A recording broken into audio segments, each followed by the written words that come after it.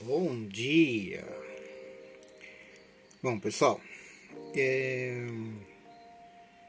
quase que não sai vídeo hoje. Eu tô realmente bem baqueado do serviço. Fevereiro realmente foi um mês bom, né, para compensar o janeiro ruim. E assim, quase não tive tempo de mexer com as minhas coisas, com a minha coleção, nada disso. Tanto que eu não consegui nem procurar direito essa semana nada. Só sei que tá começando a ficar bem difícil achar na internet. Colecionadores acham só indo no local. Eu não tenho tempo para isso. Realmente eu não consigo me deslocar para buscar alguma peça, alguma coisa. Eu já achei muita coisa assim legal, mas a pessoa não quer mandar, tem que ir lá buscar, é difícil. Mas a gente vai tentando, né? A gente vai tentando e às vezes a gente acha pessoas que colaboram, pessoas que têm boa vontade, consegue vender num bom preço e a gente consegue comprar as coisas pela internet, né? E assim,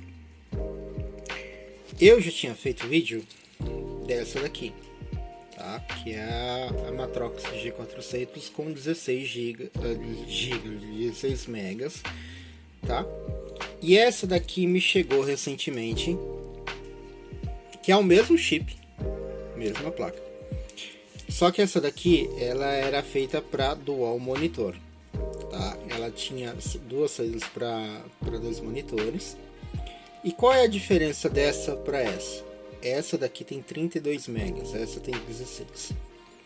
Então o vídeo de hoje, nada mais nada menos que vai ser um comparativo para ver se com o mesmo exato chip, só que com mais memória, dava alguma diferença. Essas placas aqui, se eu não me engano, são 1999, se eu não me engano, ou 2000, acho que é 2000, um dos dois é. Eu sei que eram placas caríssimas, porque eram placas para fins de trabalho, Matrox é para fins de trabalho. Não era para jogos, apesar que você consegue jogar muito bem, são placas que não esquentam. Eu particularmente gostei muito do resultado da Matrox, apesar que ela é bem limitada em alguns casos, principalmente em DirectX, tá? Mas para jogos aí mais antigos ela vai muito bem, tá?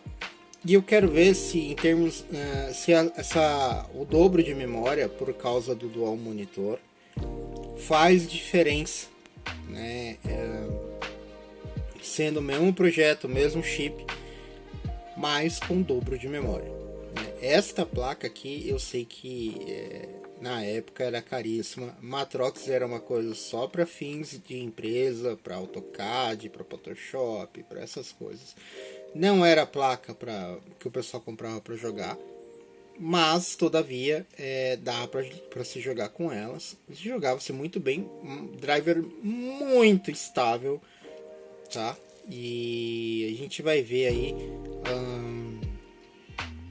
se essa diferença de memória para um monitor só, não vou testar com dois, lógico, mas para um monitor só dá uma diferença também de desempenho nesse mesmo chip aqui. Vamos lá? Vamos direto ao ponto, né? Aqui eu só vou testar primeiro a que eu já tinha testado, né? Que indica aqui, ó, 16 megas de memória, 800 por 600, tá? Esse daqui é o 3D Mark 99. Eu dei uma lida ali no Tech Power Up, realmente é uma placa de 99, tá?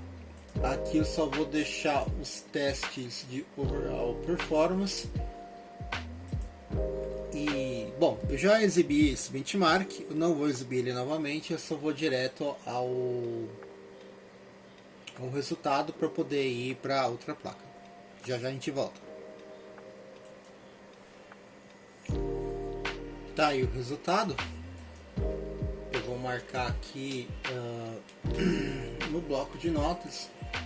Apesar que essa não é a minha máquina de benchmark no caso, né? Mas como se trata uma placa aí abaixo de 2000, eu acabo não registrando ela na minha lista de benchmarks, né? Ela fica mais para encargos de curiosidade, certo? Então tá aí o benchmark dela. A gente, vou até salvar aqui, né? Salvar ali na área de trabalho. E aí eu vou tirar essa daqui e vou colocar outra. Vocês vão ver que basicamente é o mesmo driver. Eu não vou desinstalar driver, nada, ela só vai reconhecer.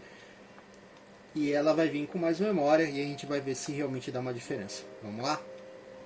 Já fiz a troca, né? Aqui ela mostra como uma troca G400 Dual Head, né? Duas cabeças.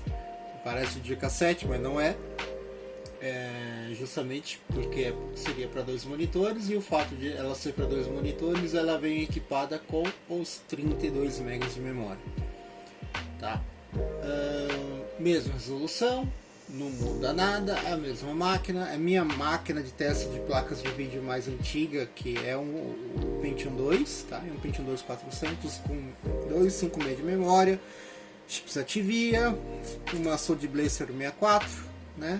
Então essa é minha plataforma, ela trabalha em 4x e a GP Universal, que é muito bom para testar as primeiras placas AGP e placas PCI, né? Dá para eu testar nela de forma tranquila. Então vamos lá, mesma situação de bench. Esse daqui eu vou exibir o bench e no final a gente comenta para ver se teve alguma diferença com 32 ou com 16 MB de memória.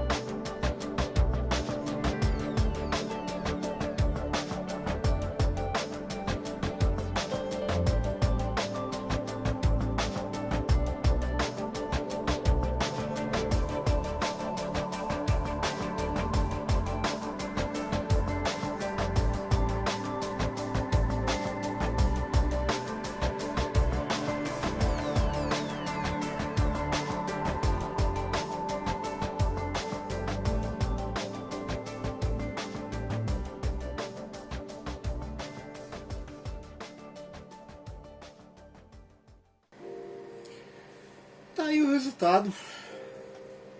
3489. Pra vocês verem, não deu diferença nenhuma. 3, 4. Vou digitar aqui. 3, 4, 8, 9. Não deu diferença nenhuma. Tá? Bom, não sei se essa memória ela é total dividida por causa do monitor. Acredito que não. Não faria sentido você dividir essa memória. Teria que ser um chip duplo para dividir essa memória.